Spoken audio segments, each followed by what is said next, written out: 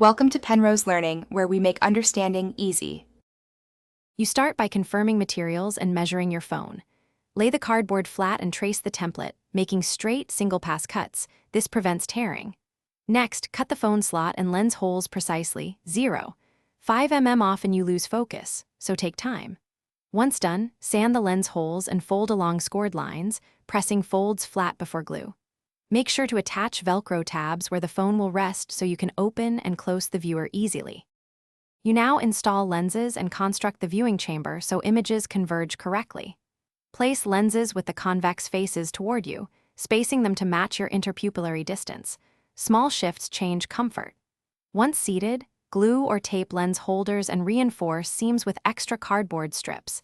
This increases durability. Then position the phone holder and test with a split-screen image. Adjust lens distance until the image merges. Make sure the phone sits. You finish by sealing edges and adding comfort features so the viewer is ready to use.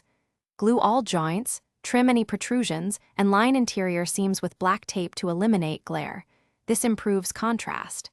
Insert the phone and run a stereoscopic demo, then fine-tune lens-to-screen distance for sharp focus.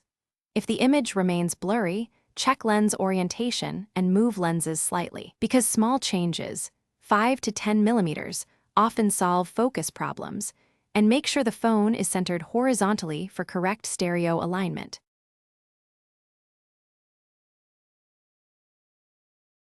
Thanks for watching. If this was helpful, leave a like and consider subscribing. See you next time.